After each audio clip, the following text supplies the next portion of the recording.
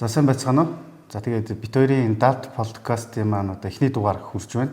Тэгээд Далд ертөнцтэй холбоотой одоо сэдвүүдийг хөндөж бас хүмүүст бас зөв зөвтэй мэдээлэл өгөх зорилготойгоор эхлүүлж байгаа.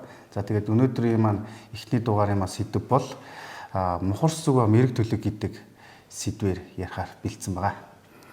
Одоо мухар сүсэг гэж яг үг хэлээд байна. Тэгээд монголчууд бид нар одоо яг хэр мухар сүсэгтэй ард түмэн бэ? За мухар сүсэг гэдэг маань аливаа зүйлд мухар сохроор итгэх те яг учир шалтгааныг ойлгоогүй хумцарлаагүй байж хит итгэх, даган дуурайх, шүтэх эсвэл айх те одоо хүн ер нь сэтгэлгээний эрүүл бус байдал алдагдаад ирэхээр хүн тийм аливаа юмд мухар сохроор итгэдэг гэж байна. Тэгэхээр энэ нь бол ерөнхийдөө бол яг үг нь бол мухар сүсэг буюу одоо юмыг бүрэн дүрэн ойлгож ухамсарлаагүй байж дагаж дуурайх, итгэх, шүтэх эсвэл айж имэх гэх мэт. Тэгэд яг монголчууд бидний хувьд бол ерөнхийдөө бол мухар тийм сүсэг энэ тэр юм бол ерөнхийдөө байгаагүй арт юм. Бид нар бол ерөнхийдөө тийм мэдлэгт итгэдэг байсан арт юм. Гэхдээ одоо цаг үеийн ороо бусгай янз янзын одоо гадны улсын мөн болон шашин шүтлгийн нөлөө туснаас ахуулаад олон янз бүрийн тарих угаалт явсаар хагаад өнөө цагт бол нэлээд мухар сүсэгтэй болчихсон. Одоо ярих юм бол маш их мухар сүсэг байдаг. За одоо 21-р зуун гарчихсан технологи анагаах ухаан маш өндөр хөгжиж өгсөн энэ цаг үед бидний донд бол дэндүү их мухар сүсэг бас байдаг. За зүгээр маш энгийн жишээ хэлэхэд зарим хүмүүс бол одоо бие хааг өвдөхөд эмч ухаас илүүтэйгээр ямар нэгэн хүнээс асууж байх жишээ тийм асууж байх жишээ нь зүгээр нэг машин авах жунахын төлөө бас нэг хүнээр үзүүлж харуулж явах жишээ нэ тийм тэгэхэд ч одоо технологи талаас нь л хүн олж мэдэх шаардлагатай шүү дээ яг бодтоор бол тийм ээ. Тэгээд энэ хит мухар сүсэг тавцснараа хин нэгнийгээ буруутгаж байна. За тэгээд аливаа ямар нэгэн зүйлсээс маш их хараат болж байна. Тэгээд ийм сөрөг үр дагаврууд их. Тэгэхээр бидний одоо донд бол яг энэ цаг үед бол мухар сүсэг бол маш их байгаа. Тийм бүр өдөр тутамд хүн маш хүмүүс энэ сайн мэдгүй ойлгохгүй зүйлээсээ болж ингэж мухар сүсэг давтдаг байгаа. За зүгээр л энгийн нэг жишээ хэлэхэд хүн хүнтэйгээр нөхөрлөж чадахгүй болчиход байгаа. Гэхдээ мэдээж бүх хүний хэлээгүй шүү. Арт түмний ерөөхдөө бол дийлэн хэсэг гэж хараад байгаа. Энэ надтай тохирох уу, тохирохгүй юу гэдэг ч юм уу. Бүр амьдралын чухал зүйлсээ хүртэл энэ мухар сохроор шийдэх гэдэг талтай. Бид хоёр таарах уу, таарахгүй юу ч гэдэг юм уу. Эсвэл одоо зүгээр ингээд бид нар ингээд байж идэл гэхэд нэг юм унаад хагарлаа гэхэд цаанаасаа бойл гэж юм да, битээ гэж юм да гэдэг ч юм уу тий. Тийм зөндөө тий. Гэхдээ ингээд ярих юм бол бүр дуусахгүй. Тэгэхээр энэ нь юу вэ гэхээр хүнийг яг эрүүл сэтгэхийг л нэгсэнд хоригдж байгаа юм халаад байна. Тийм. Одоо яг бид түрүүлсэн тийм бид нар бол маш тийм их мэдлэгт итгэдэг, соёлтой, ухаалаг, зөв амьдрах арга ухаантай тийм арт хүн байсан. Тэгвэл янз янзын одоо улс орны бодлого за мөн одоо янз янзын гаднаас орж ирсэн шашны нөлөөнөөс болоод олон янзаар тархиа угаалгасараад яг юуг итгэж юунд одоо сүсгэлэх үү те гэдгээ ерөөхдөө тийм сайн ойлгоо болчиход байгаа байхгүй юу. За манжийн соёлын нөлөө бас монголчуудад маш их туссан. За тэгэл энэ хятад орос соёлын нөлөө за ингээл янз янзын орноос орж ирсэн шашны эдийн нөлөө гэл те. За мөн бас нийгмийн одоо стресс за мөн амьдралын бас таагүй хэм маяг гих мэт ингээл яванда хүнийг өөрт итгэлгүй болгоод тэрнийгээ дагаад ямар нэгэн зүйлд мухар сохроор итгэх, шүтэх, мөн түүнээс айх иймэрхүү нэг гэсэндээ за баг энгийнээр тайлбарлах юм бол далд хэлбэрийн эмгэг маягтайгаар үүсчихсэн. Яг хөө мэдээж иймэрхүү янз янзын давтдаггүй хүмүүс байгаа боловч дийлэн хэсэг нь. Тэнд бас нэг юм байгаа гэдэг чинь нэг ээж аав нь багаас ингээл хүүхдүүдийг уйлахаар нь орондоо уйлдгүй ингээл загнаал. Тэгэл босгон дээр гიშгдгүй байлаа наашаа шүү цаашаа гар гээл те. Орондоо дуулдгүй ингээл те. Энэ одоо яг ямар учиртай гэдэг. Эртнээсээ ер нь баг байхад манай ээж аавыг хүртэл ингээ багаас л ер нь тэгж сургасан. Бид нэр ч тэгж сургасан шүү дээ. Ширээн дээр сууж болохгүй буу ээж аав нь өрөнд орд юм орд ингээл. Яг энийг болохоор бас шууд мухар сүсэг гэж бас хэлж болохгүй. Юм болгон бас мухар сүсэг биш шүү дээ. Тэр чинь бас ихтгэл үнэмшил юм байлгүй байх тийм. Бас нэг ёрлон гэж юм байна тийм. Тэгэхээр тэр цээр янз янзын байлгүй яг. Гэхдээ одоо хүүхдүүд ингээд одоо надад ч гэсэн амьдрал дээр байсан. Одоо багаас нь тэгвэл муу байдаг, ингүүл муу байдаг. Түрүү хэлсэнчлэн орондоо дуулуул муу, өөлөөл тийм ч гэдэг юм уу тий.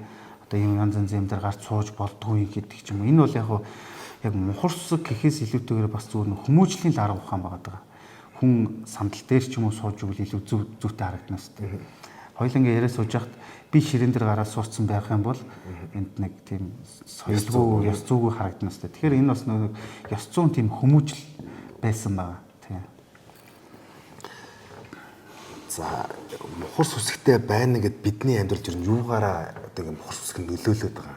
Сайн тал нь юу юм, муу тал нь юу юм одоо. Яг би бол мухар юм сүсэгт бол нэг тийм сайн талыг бол олж хардггүй. Харин сөрөг үр дагавар маш их. Эндээс болоод одоо ийм мухар сүсгээс болоод маш их цаг хугацааг алдсан. За мөнгө санхүүгийн бас хүндрэлтэй байдалд орсон. За эсвэл шал хэрэггүй юмнаас урт удаан хугацаанд айж имиж явсан ч үед юм уу те чөлөөтэй сэтгэж чадахгүй те хит баригдмал нэг юм хийх болгонд нэг юм болохоо болчих гээд байдаг. Тэгчүүл яах вэ? Тэгчүүл яах вэ? Сэтгэлгээний нэгдлэн жоохон тийм дорой байдлууд үүснэ. Олон сүрэг дагавартай. Хит ингээд юм туйширдгаасаа болоод хамгийн сүрэг үр дагавар нь гэвэл гимгүү хүнийг буруутгадаг хүмүүс. Одоо зүгээр л нэг жоохон таагүй ураа амьсгал бүрдүүлсэн нэг л дараа нь өөрийнх нь амьдрал ямар нэгэн сүрэг юм болвол тэрнээс боллоо. Тэр их л амтай. Тэр янз янз юм хилчиж гих мэт одоо ингээд амьдрал нүн хүний амьдрал чинь бүтлгүүтэл алдаа гарна шүү дээ тийм бүгд мэдээж ингээд төгс амьдрахгүй. Тэнгуут л ингээд хин нэг буруутгаж эхэлдэг. Эсвэл хэрэгтэй хэрэггүй ёс заншилд автаж эхэлдэг. Тэгэд энэ дээр ямар үр дагавар хүн цаг хугацаагаар охин. Тэгээд аливаа буруу сүрэг юм чинь цаг хугацааны уртад мэдрэгдэнэ. Тэгэхээр ихтгэл үнэмшлээ алдна. Дэд хөрөнгөө алдна. Тиймэрхүү бас иймэрхүү хүмүүсийн нэг мухар сүсийг ашигладаг хүмүүс байгаа шүү дээ. Яг үнэ яг тийм ба. Тийм хүмүүс дээр одоо бас очиж янз янзын асуудал хэрэгтэй хэрэггүй ярьж хэрэгтэй хэрэггүй янз янзын зан үйл хэлж тэгээд цаг хугацаагаар алдах, мөнгөө алдах гэх мэт олон зүйл байна. Гэтэ энэ мухар сүсгийн хамгийн тийм сөрөг нөлөө юм бол хүнийг хүн шиг сэтгэн бодож үйлдүүлж чаддаггүй байхгүй юу? Бид нар түрүү хэлсэнчлэн маш соёлтой байсан, маш зөв амьдрах арга ухаантай байсан ард юм. Юу зөв, юу буруу юмны хэмжээг маш сайн тааруулж чаддаг байсан. Юм болгоныг тэгж мухар сохор яадгүй. Итгэж дахан дөрөж биширдэггүй байсан. Тэгэхээр энэ чинь бол ингээд хитэн мухар сүсэг давтаад ирэхээр хүн шиг зөв сэтгэж чадхаал болж эхэлж байгаа.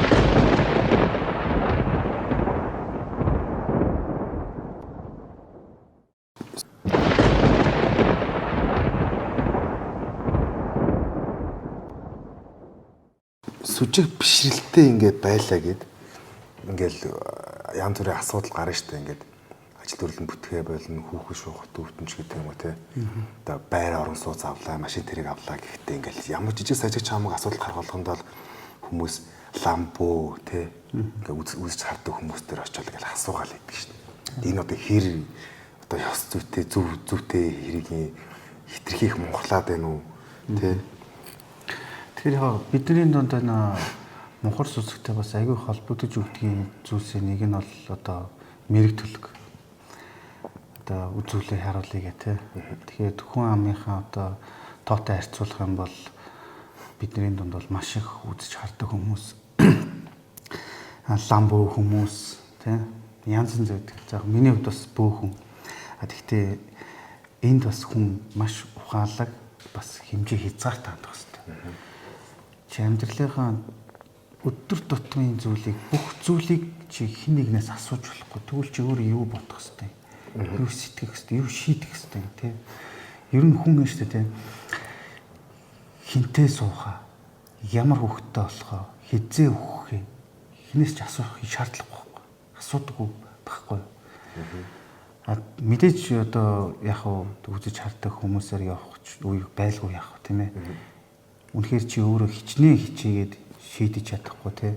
Хичнээн бодоод тэр уг хариултыг олж чадахгүй те. Таамаглаж чадахгүй зүйлс ч юм амьдрал янз янзын юм гарна штэ. Онцгой тохиолдолд яг чухал зүйл дээрээ хин нэгнээс асуух, үзүүлж харуулах тэр зөв зөвтэй хүн олж чадсан бол тийм байж болно.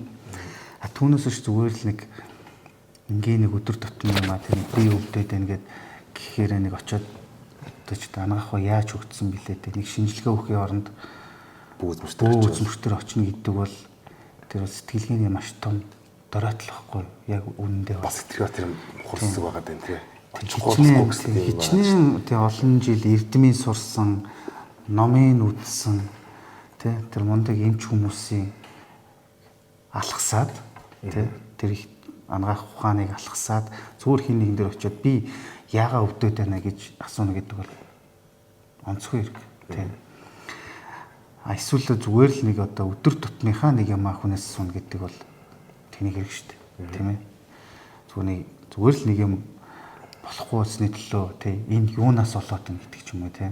Зүгээр л яг зүгээр инженеэр утга чи нэг машинтай шүргэлчлээ гэж бодоход би яагаад машинтай шүргэлж гэдэг юм уу тий. Эсвэл зүгээр нэг юм худалдаж авахтаа би тийм авал яах вэ гэдэг юм уу тий. Амьдралын хүн өөрөө шийдэх ёстой тиймэрхүү зүйлсүүдийг нэг тэгж хүн хараар үзүүлээд ч юм уу тий яваад байдаг хэрэггүй байхгүй. Ялангуяа би бүр хүмүүст хэлмээр байд. Гэр бүлийн асуудал одоо бид хоёр тааш тохирохгүй байна. Салч хууч гэдэг юм уу тий. Нэг тиймэрхүү юмыг бол нэг үзэж хардаг хүмүүсээр яваад хэрэг байх. За яг хөө зүгээр чи бодъё л доо. Хичнээн хичээгээд одоо үзүүлж харуулад, онцлуулад онцно гарахгүй тий. Бүр яагаач болохгүй бол хүн дугаас найдвар тасардгүй шүү дээ. Өөр арга замыг хүн мэднэ чи хайна. Тэг хичнээн хичээгээд хичнээн аргыг олох гээд болохгүй тийм зүйлс төр бас яг хөө тэр үзэж хардаг хүмүүс ч үүд юм уу тийм асууж тийм байж болно болгох үү. Энд юуг вэ гэдэг дээр тийм юуг асуух вэ? Юуг нь өөр шийдэх вэ тийм асуухгүй вэ гэдэг юм чи бас хэмжээ илэрхийлэлт туйлшрал яваад байгаа тийм. Маш их туйлшралтай. Зүгээр инээдтэй юм гэмээр жишээнүүд л хүртэл зүгээр нэг халтарч унахын төдийд л одоо би юунаас олчоо тийм хин надад юм хийчихвч гэдэг юм уу тийм. Тийм хүмүүс асуудаг хүмүүс маш их байдаг. Тэгээд тэдгээрт нь бас тийм таарсан хариултыг өгдөг хүмүүс ч их байгаад байдаг. Энэ юу илэрхийлж байгаа нэхээр аль нь л оюун санааны хувьд их сул дор байна л гэсэн үг. Одоо нэг сонирхолтой юм асууя. Монголчууд чонтаа таарахаараа ч юм уу те эсвэл чон авгалчаар л хямрас хэрэглээл гэдэг байна шүү дээ. Энэ одоо яг хямрас хэрэгэд байдаг юм уу яагаад гэдэг. Яг хоо чоноо авлаад агнаад хямрас хэрэгэд байна гэдэг хүмүүсээс өөртөөс нь би асуумаа санагдав. Хин тэгээ хэлсэн. Чон алвал хямрас сэргэн. Хямрас сэргэхээр яг яаж сэргэдэг гэдгийг зөв яг боддоор бодоод үзэх юм бол яг мэдээж бид нар бол нүүдэлж арт юм уу? Ан ав хийдэг л байсан. Өвөг дээдсэн маань тийм үү? Малчин арт юм уу? Мөн байгалийнхаа одоо ашиг шимийг ямар нэгэн байдлаар хүртдэг л байсан тийм. Төвхтэй хизэнээс одоо ийм хямран сэрэгдэг болцсныг бол хэлэхэд хэцүү юм. Саяхнаас л ямар ч байсан. За одоо энийг 90 оноос хойш юм чөлөөтэй болоод ирэх үеэс нэг ийм үзэл суртал тогтцсон уу тий. Ер нь бол энэ бол чи зөвхөн хүн байгальтай хэлхийтэйгээ маш зөв зөвтэй харьцах хэвээр аль болох хэрэгцээнээсээ илүү зүйл шундгуу гэж байгаа байхгүй тий. Ялангуяа одоо ийм бас нэг юм юу байна л та. Ан ав хийчээд тэр ан аваа бүрэн дүрэн ашиглахгүй байх юм бол тэр их болдгоо гэж байна жишээ нь тий. Бид нар чинь өөрсдөө дэлхийн ертөнцийн эзэд биш байхгүй. Бас цорын ганц амьдэрдэг хүн амьд биш. Цорын ганц өвдөлт тий шаналлыг мэдэрдэг зүйл биш. Одоо биологи амьтан биш тийм. Тэгэхээр яг зүгээр ан ав хийж боллоо л доо. Гэтэ нэг тийм хямарс ч унаад нэг чон алаад хямарс сэргэн гэдэг бол бас нэг инээдтэй хэрэг байхгүй тийм. Яг хөө зүгээр сайхан байгаль дээр явж итэл нэг зэрлэг ан амьтанд хараад яг гоё мэдрэмж авдаг л та тийм. тийм байж болно. Тэгэхээр заавал тэрийг алаад тэрнтэй зураг авахуулаад тий машиныхаа хамар дээр тавьж яваад хямарчин зэрэгдэг гэдэг бол инээтэл хэрэг. За бас нэг юм байна. Одоо бараг Монгол хүн болгон л хийдэг нэг үйлдэл. Энэ юу гэхээр овооны хажуугаар явахдаа, овоод авахдаа нэг сигналууд өрөөд идэж тийм 3 сигналт голохгүй гэл тий. Тий. За наачааг гойсолт. Тий.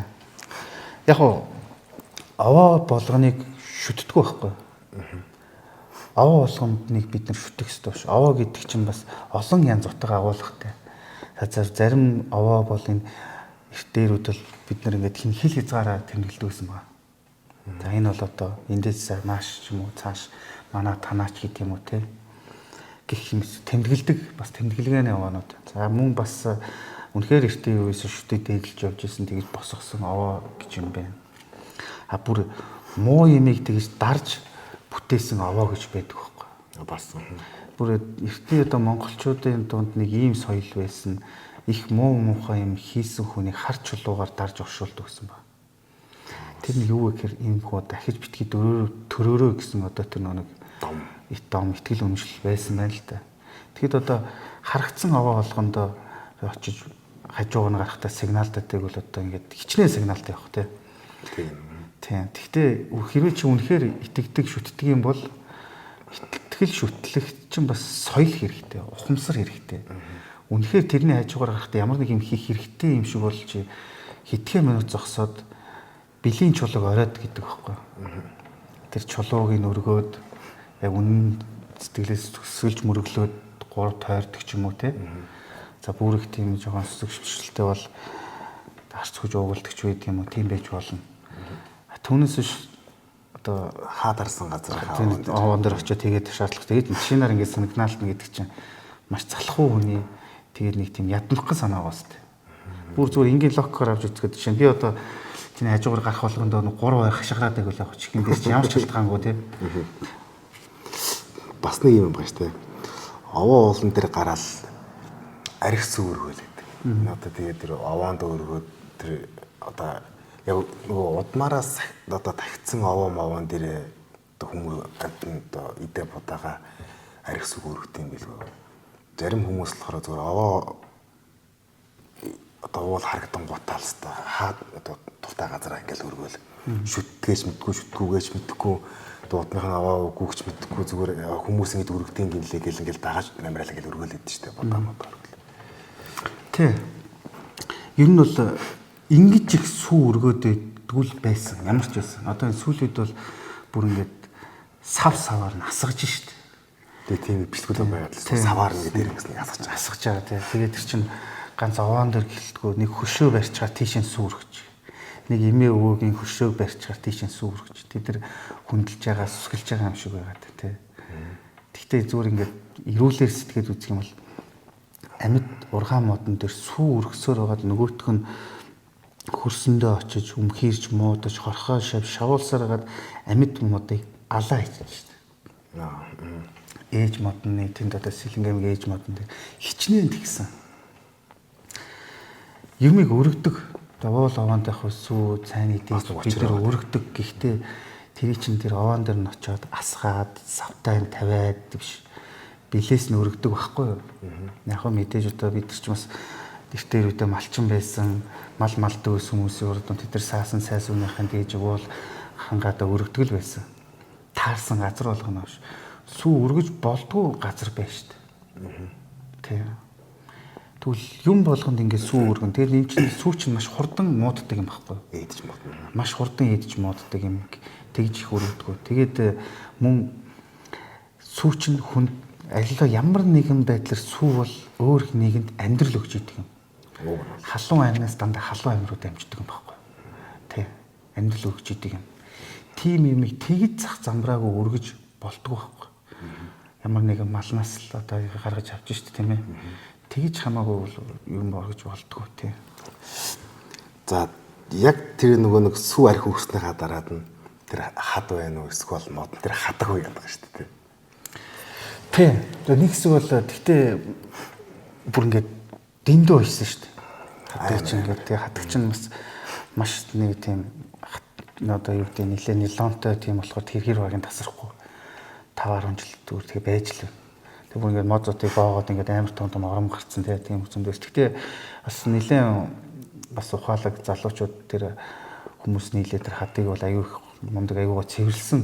Гэхдээ тэгээ тэр нь ингээд цэвэрлээл дараа жил нь дахиад ингээд яатсан байдаг. Ингээд уйцсан байдаг. Ямар ч хэрэггүй. Та тэр хадгаар юу авах гээд байгаа юм? Тэр ууланд, модонд, хад чулуунд уяад тэрнгээр юу авах гээд байгаа? Та тэр байр авах гээд байгаа юм, машин авах гээд байгаа юм уу? Зээлээ төлөх гээд байгаа юм уу? Итгэл үнэмшил сүсэг бишрэл байгвал сайн байна. Болж болно. Мөргөж хүн шүтэж болно. Гэхдээ энд чинь бас зөв арга ухаантай байх хэрэгтэй. Тэглээгээ тэр байгальд л хор хөнөөл учруулж чинь хичнээн тэр хадгийг хичнээн торог дурдан том сайхан хадаг аваад тэр чинь хуучирч муудаад илэгдээд гандаа тэр мод туснадаа л хогл болчих шүү дээ. Тэ. Техний оронд хэрэг модонд хадаг үжих хонд нэг модны үрч болтгоо суулгавал тэр чинь жинхэнэ бодтой хүний итгэл зүтгэлэг болон дээрэс нь байгальд хийдэ ямар ч хор хөнөөлгүй болно. Тийм эргээд одоо өөр хөвгтэй бараг ирээдүйд нэг том хөрөнгө оруулалт хийж яана гэсэн үг болчиход байгаа байхгүй тийм. Энэ бас нэг юм асуух гээд. Химрийн тарцаг гээл бас хийсгээл те. Тэгэн гутаа голдчаал бас нэг янз бүрийн одоо юу гэдэг эрдний чулуу молоо ч гихтэй зарим одоо нуур мууран дээр очсон хүмүүс мөнгө аяа заагаа шидэлтэй. Тэгээд нуурандаа өргөд байгаа юм уу эсвэл дараа нь хин нэг нэрж аваарай гэдээ өргөд байгаа юм. Тэр юм өргөснөөрөө тэр эрдний чулуу молоог өргөснөөрөө эсвэл тэр мөнгө аяа энэ тэр өргөснөөрөө тэр хүмүүст одоо ирж байгаа нөлөөлөл нь юу гэдэг юу бодож өрөөд тэр мөнгө аяа одоо эрдний чулуу молоо янз бүрийн өргөдөг тийм зан үйл эртнээс юу байсан юм уу байгаа юм. За яг нэг нэгнээсээ сонсчоод эсвэл тэгж очиж өргөд байна уу тий. За яг энд заавал мөнгө аяах их ёстой гэсэн тийм одоо философи байхгүй л тий. Гэхдээ яг нэг ийм үжил бол байсан. Байгаль дэлхий гэдэг бид нар монголчууд бид нар тэр тусмаа амьтаа гэж үздэг. Мөн баярлдаг, гомддог гэж итгэдэг. За биш тэгж итгэдэг. Тэгээд бидний нэг сэтгэл бас нэг байгаль дэлхийгээ бас нэг баярлуулах ч байдаг юм уу те. Эсвэл хүндэтгэлээ илэрхийлэх ч байдаг юм уу ингээд нэг тийм соёл бол байдаг. Гэхдээ энэ бол яг нэг жоохон тийм бас жоохон хитэдсэн тийм талууд байна. Шинэ одоо голд ингээд янз янзын бомб хийж юм. Яг голд 9 эрдэнэ хийлээгээд бас нэг буруутахгүй л тийм. Тийм тэрийг хийлээгээд их буруутахгүй. Эсвэл ингээд одоо юм жижиг мөнгө аяг ингээд юм бууж гарсан л тиймэрхүү юм хийлээгээд бүр нэг тийм буруутсан юм бол байхгүй. Гэвч одоо ингээд янз янзын нэг ингээд гол ус бохирдуулдаг зүйлсийг хийж штэ тийм. Бомб гэл нэг гипсийн писэр хийчихсэн янз янз юм хийж байна. За тэгээ бүр голын ус руу сүү хасгаж байгаа ч хүмүүс байна. Тийм. Тэсэн шид юм ийгэл. Тэгээ мэдхгүй ойлгохгүй бол энэ хаа хамаагүй тэгж юм байгаль хэд өгж яах хэрэггүй. Нэгнийхээ дагаад ер нь ингээд би ингээ хараад тахаар монголчууд яг одоо хийж байгаа үйлдэлийнхаа бүр цаад утга санааг нь ойлгохгүй хэрнээ. Энэ манай таньдаг хүн, манай таньдаг их жаах нар тэ найз нөхөд тэр нуурын дээр очиод тэр одоо аваан дээр очиод тэгж зүгөөд идэг. Тэр нууранд орч тийм өргөд идэг гэд ерөөс нэгнийхээ ингээ даган дуурайсаар байгаад энэ ингээ яваа явдаг юм хурс үлдсэн юм уу гэж хараад байдаг байхгүй. Бас тийм. Цаатлынхаа юмыг өөртөө ингэж мэдээж судлаагүй үйжиж тэ гол ус, овоо, мод гэдэг ер нь байгальтайгаа амар зүв бусаар харьцаад. Тэгээ яг одоо яг чиний хэлдгээр сая одоо юу орчин үеийн залуус амар ухаалаг болоод тийм ээж модон дээр аваач тавьсан баахан хадаг яндар, ээж хадан дээр аваач тавьсан баахан хадаг яндар. Тэгээ тэр нуур мууранд шидсэн баахан мөнгө аярмаа гэдэг. Юу гэлээ хичнээн мөнгө аяг гарсан. Хэдэн шудаа мөнгө аяг гарсан гэлээ бүгдийг цэвэрлж байгаа байхгүй. Тэгэхээр одоо ингээд нөгөө нэг одоо үеийн залуучууд хитрхи юмд ингээд туйлширхаа болоод арай нэг өөр өнцгөөс хардаг болоод байна. Яг хөө тэгш шүтгийг одоо хүн болгоно мэддэг ч гэсэндээ тий энэ залуучууд маань одоо нэг арай өөр өнцгөөс хараад байна шүү дээ. Тэр уулсаа шүтгээрээ шүтэж байгаа. Гэхдээ ингэж арай ингэж одоо уулхаад ургаа мод тий уулсаа ингэж бохирдуулж болохгүй гэдэг имийг бас хүмүүс одоо ойлгож хэлж юм л та. Тэгэхгүй бол яг эртнээсээ яг цэвэрлж байгаа одоо хэдий боловч одоо 10 20 жилийн өмнөөс л тэр сан үйл эхэлсэн байгаа шүү дээ. Тэ. Очиж тэр одоо хадаг яндар уйдаг сүү сайлыг хамаагүй очиж цацдаг тий.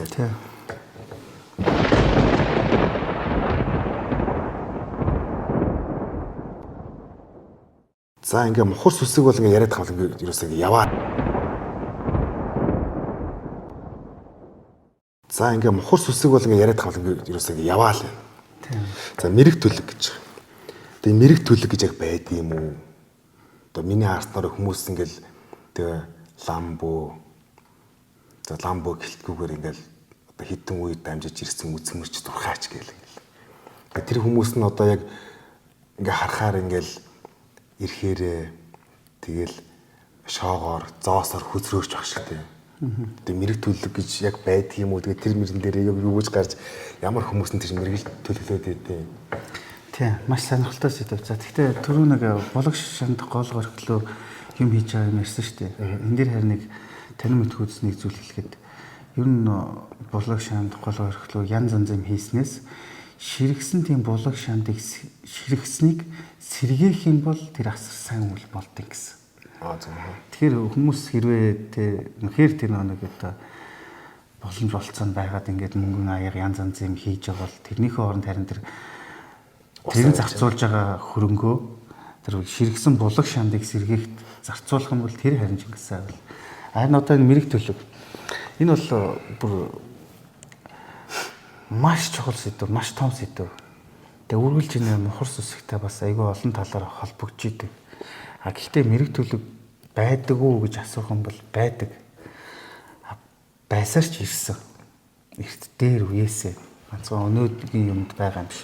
Яг гоо цаг хугацааны ирэхэд нөгөө нэг ямар эд зүйлс ашиглаж байгаа нь олон янзаар хувирч өөрчлөгдсөн баг тийм үү. Хөзөр одоо шоо гэх мэт ингээл янз янзын сүүлийн үед ингээл янз янзын юмнууд гарч ирж байна. Монголчууд бидний ч гэсэндээ мэрэг төлөв гэдэг юм байсан. Гэхдээ бүхнийг мэрэг төлгөөр одоо ингэж яана гэж байхгүй. Шийдэн хариултыг авна гэж байхгүй. Тэгвэл бүх газар л нэг мэргэлдэг хүн байж ийг л дээ. Жишээ нэг компанид нэг мэргэлдэг хүн байж ийг ашиг орлогын мэргэлэл байж ийг тий. Уу хаач нэг эсвэл нэг цагдаагийн газар нэг мэргэлдэг хүн байж ийг тий. Тэгээ мэргэлэл асуудлуудыг шийдэл явчих л да тий. Эмнэлэгт ч юм уу нэг мэргэлдэг хүн байж ийг ч тийм. Яг мэрэг гэдэг чинь тухайн мэргэлж байгаа хүн мэрэгэн байгаа яг зөв онж чадах юм бол тодорхой хариултыг өгнө. Түүнээс одоо нэг хинтээ суух, хизээ өгөх, ямар хөвгтэй болох гэх мэт одоо зүйлсүүдийг мэрэглүүлээ ч юм уу нэг халт унж бэртчихэд тэрнийг үзүүлж харуулах гэж юм уу эсвэл нэг машин авахтаа нэг эсвэл нэг хувц авч өмсөхтэй ч гэдэм үү те. Одоо мэрэглүүлээл үзүүлж харуулаад явна гэдэг бол бас туушилс хэрэг байхгүй. Яг нь янз янзаар мэргэлж бол мэргэлдэг олон тийм төрөл юмнууд байдаг тийм. Одоо ч одоо бүр ингээд тоолох юм бол одоо тэмдэглэлийн төвчөнд дүүрхээр л олон янзын мэрэгдэл баг. Гэтэ энд хит автаж болохгүй тийм. Гэтэ одоо ингээд ягаад хаар ингээд мэрэг төлөв рүүгээ ингээд хүмүүс ингээд туйширсан ер нь одоо ингээд хит ингээд туйширдаг юм их байна. Юу гэдэг ингээл ээж ч юм уу аав ч юм уу ах дүү нар нэг ингээл очоод ингээл манай ой тойрных ингээ өвдчлөө гэд хэлсэн чинь нөгөө одоо мэргэлж төлөвлөж өгч байгаа хүн аав ч тэд наслах юм байна ахыг ч тэд наслах юм байна гэл тэ. Эсвэл туудахгүй өгч байгаа эсвэл чи бүү болох юм байна ч гэх шиг тэ. За энийг авахгүй бол ингээ болохаа байлаа. гэдэг ч юм уу. Бас нөгөө талаас болохгүй газар мазар очиж чи ингэсэн байна тэгсэн байна. Гэл хүн үзэхээрээ тэгдэж штэ. Тэг одоо энэ бүгдийг энэ бүгдэд очиод тийм юм сонсцсон хүн хитрхийх бас тэр бөө ламдруу туужиж эхэлж байгаа байхгүй. Энэ хүн л ингээ хэлсэн чинь үнэхээр л тийм юм байна гэдэг. Бас нэг талаараас мухар сүсэг байгаад байгаа шүү дээ. За үнэхээр л энэ хүн ингээ хэлсэн чинь үнэхээр л би юм байна гэл тээ. Тэгээ сэтгэл санаагаар нь бүр ингээл хунгаа яйцсан. Эсвэл тээ ингээ болохгүй байсан ажлыг болно бүтнэгээ хэлтэн чинь нөгөө хүн чинь сэтгэлээрээ ингээл мухарлаа явцсан чинь үнэхээр тэр ингээ болж бүтээл тээ. Тэр ингээд мэрэг төлөхт одоо үзүүлж байгаа хүн маань одоо тэр үзэж өгч байгаа хүнээс ямар хариулт авахаас одоо шалтгаалаад ажил төрлөнд бүтдэг эсвэл ажил төрлөн гэж ундаг ч юм уу. Хүн ер нь тийм сэтгэлээрээ юм шүү. Тий. Жишээ нь одоо ийм байгаа байхгүй. Одоо тэгж хараад байгаа шүү дээ. Одоо ингээд шалгалт өгөхдөө хүнээс сууж зөө. Одоо ээш өгөхдөө ч гэдэг юм уу ямар нэгэн шалгалт өгөхдөө би тэнцэхгүй гэж. Хамгийн буруу байхгүй. Тухайн хүн чи тэнцэхгүй мэн гэж хэлвэл яах тэр хүн тэгээд болчих юм. За би тэнцэхгүй мэн гэдэг. Тэгэхээр одоо чинь одоо шалгалт өгөхдөө хүн яах ёстой? Шалгалтандаа л бэлдэх ёстой. Тэр чинь хариулт нь гарна тийм үү? Чи хэр шалгалтандаа бэлдсэн бэ гэдгийг чинь шалгалт өгөхдөө үр дүн гарна тийм үү? Түүнээс нэг шалгалт эсвэл нэг ажлын ярилцлаганд орохдоо ч гэдэм үү те. Одоо би яах вэ? Болохгүй юу ч гэдэм үү те. Ер нь тийш нэг юм хүн өөрийн хүчээр шийдээд өөрийн хүч ухаан одоо үгүй хичээл зүтгэлээрээ үр дүнг нь үзэх юмыг үзэж хардаг хүмүүсээр үзүүлж харуулах гээд явна гэдэг бол утгагүй асуудал байхгүй. Тэгээ ялангуяа бие хөдлөлөө бол мэдээж хүн эхлээд эмнэлэгт үзүүлнэ шүү дээ тийм үү.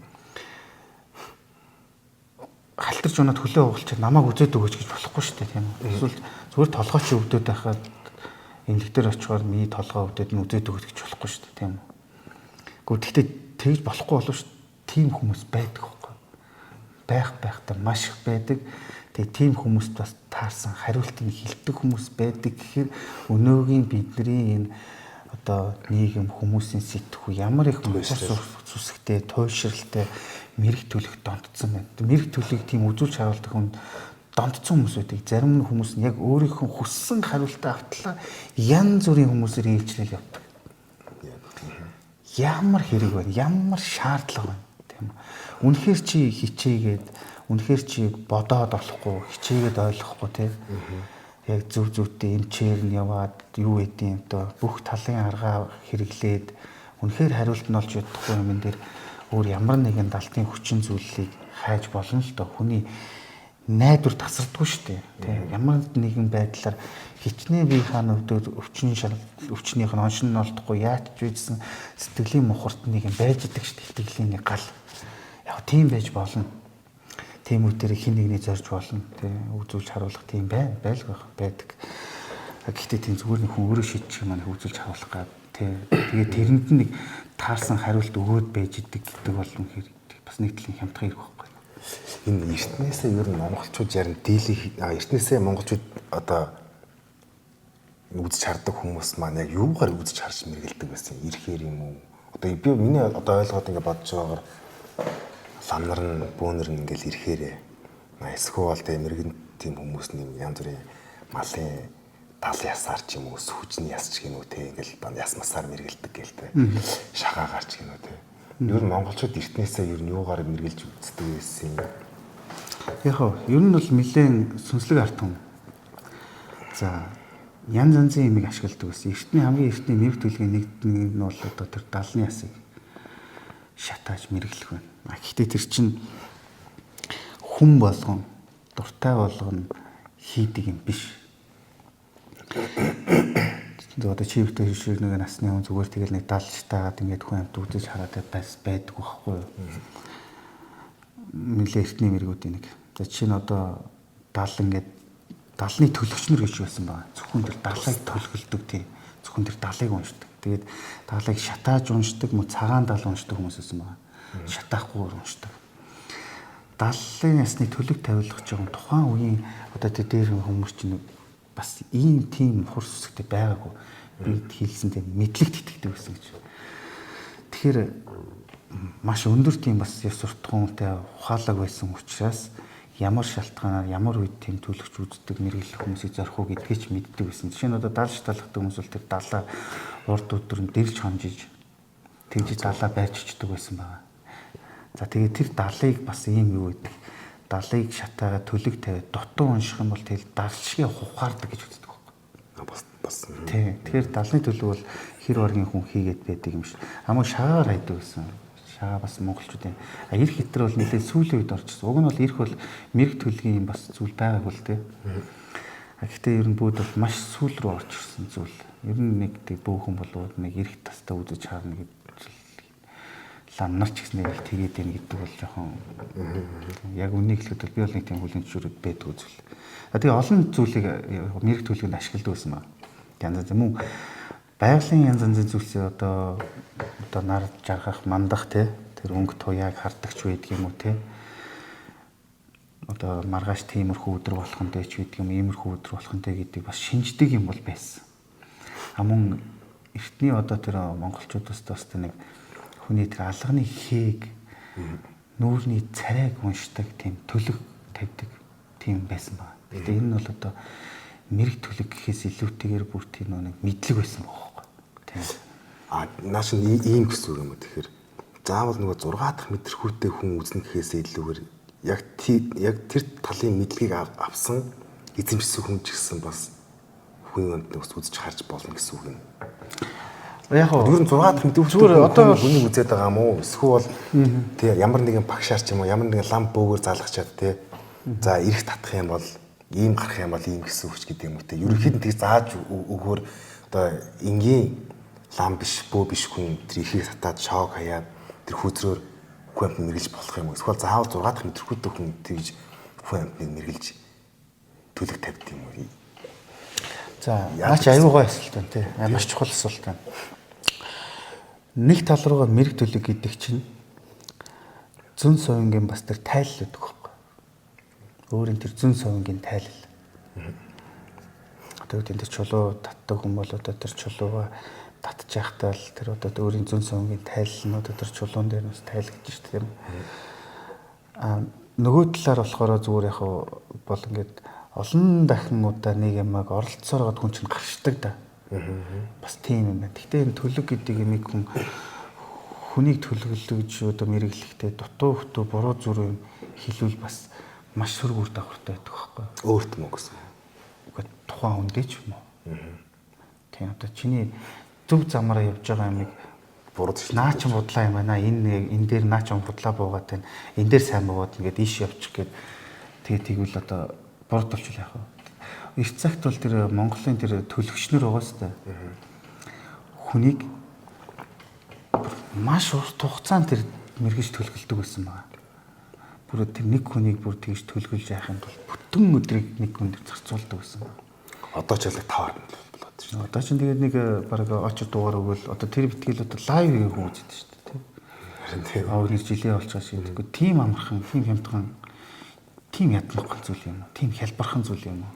Тэгээ эртний тэр бөө бодоод эсвэл тэр төлөгчнөр ч үгүй мэрэгчнэр бол бүр ямар өдөр мэрэг тавих уу те ямар цагт эхэлэх үү за тэгээд тэр чинь тэгээд нэг юм хаяа шийдчихдэг ш бүр тэр маш хичээл зүтгэлтэй маш нарийн тийм этгсэн байгаа те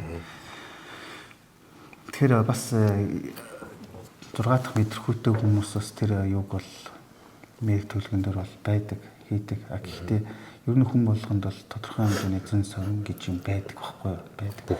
Бүр илүү их аяасан хүмүүс нь шууд тэр өөрийн зэн совин горч байдаг юм уу? Эсвэл ямар нэгэн одоо тэр мэрэг төлгийн эд зүйлсийг ашиглаж хийдэгч байдаг юм уу? Эсвэл үнэхээр тэрийг олон удаа давтаж олон удаа одоо оролдож иж гарсан ч байд юм уу те? Тийм байна. Ер нь тэгээд ямар ч мэргэлдэг төлөвлөлтөд нэг тийм олон ямар оролдоод байдаг л байсан юм бэл. Янз ямар нэг зүйлээрээ л гарчдаг байсан байна. Ирэх бол ирэхтэй. Эсвэл тэр далаараа ч юм уу зоос чулуугаараа. Зоос чулуу гэл тийм.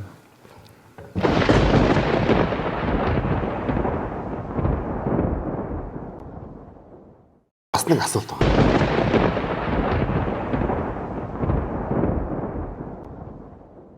Бас нэг асуулт байгаа. Ламбо нар чи юу үзмэрчээд юм уу? Ямар учиртай хүмүүс юм. Яах гэж юу лам хүмүүс лам болдгийг яах гэж юу бөө болдгийг. Тэр удам мөхсаага тасгаад байгаа юм бол бөөнөр нь ламнар нь тэ бас хамаг амтныхаа тусын тул лам болоод байгаа юм уу? Би бол тэгж ойлгодог. Гэхдээ зарим одоо ингээд бөө ламнарыг харахаар зүгээр ингээд амьдрах гэж мөнгө олох гэж юу нэг цан үлэг үлдээд. Яг ямар ч та үзмэрчид юм уу? За. Лам бол үзмэрч биш. Бас бөөч үзмэрч биш. Гэхдээ мэрэг төлөв гэдэг зүйл бөөд байдаг боловч эн чинь тэр бөө хүний сурсан мэдсэн эрдмийн нэгэн хэсэг бөө мөрөлийн нэгэн л хэсэг багхгүй юу? Тийм. одоо бол харин нэг юу болчиход байгаа юм л да. Бол яг сүүлийн үед бол нэг яг үзмэрчил болчиход байгаа. Чи ингээд одоо би бөөхөн заяа. Жишээ нь ингээд чи наа бөөхөн гэж юм бол чиний толгойд хамгийн түрүүнд үзүүлчих юмсан. Нэг тийм асууж байгаа юмсан. Гэдэг ч юм уу. Өө тийм үү? Тэгвэл нэг тийм үзээд өгөөч гэдэг ч юм уу. Нийт маас нь ч тэгээд хүлээгээд авцсан нөгөө хүмүүс нь ч тэрнийг нь хүлээн зөвшөөрч гисэн. Яг үнийг хэлэхэд би мэдээж бүх хүнийг хэлэх энэ дотор ч маш олон гой мэдлэг ухаантай тий бусдыг соён гээрүүлж байгаа хүмүүс байлгүй олон дотор сайн томоотой. Гэхдээ дийлэх маас нь зүгээр л нэг үзмэрч болцсон. Хүмүүс тэр бөө ингээд одоо энэ бөө болсон гэлээ гэхээр нэг тийм үзүүлэг харуулъя л гэдэг. Тэгэхээр тэр чинь нэг жижигхэн хэсэг байхгүй. Буддизм бол маш том философи гэж би ойлгоод байдаг. Маш гүн гүнзгий философи. Зүгээр нэг хүн үзэж хараад суудаг хүмүүс биш. Тэрнтэй адилхан бөөнөрч гэсэн тийм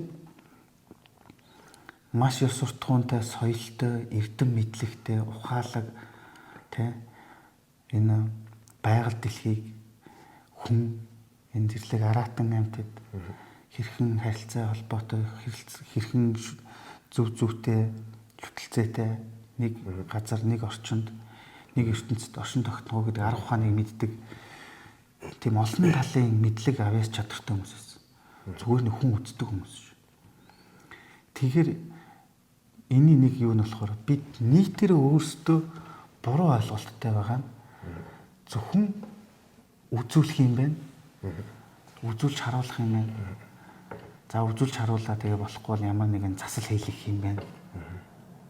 Гэдэг л ойлголттой болчихсон болохоос биш. Яг жинхэнэ тэр бөө хүн байгаад яг жинхэнэ тэр мундаг лам хувраг хүн байх юм бол тэр хүмүүс чинь тэр тарих оюун ухаанд нь хичнээн эрдэм мэдлэг юм байна. Тэ? Хичнээн олон тийм арга ухаан байна. Тэндээс нь суралцах, ойлгох, үг сонсох. Тэ? Мэдхгүй юм а мэдэж авахыг хүсэх хэрэгтэй байхгүй. Уг нь бол тэрний оронд зүгээр л үзүүлэн тэр ажлаа асууж. Зөвхөн хүмүүс бүр тэгж ажлаа асууж. Юуг нь гэхээр байх зүгээр л ажлаа асууж тийм үү? Нэр бүтэмжтэй. Энэ ингээ болохоо ажиллаа. Тийм. Эсвэл зүгээр л ингээл миний ер нь ойрд амьдрал авах хэрвэн ч гэдэг юм уу тийм.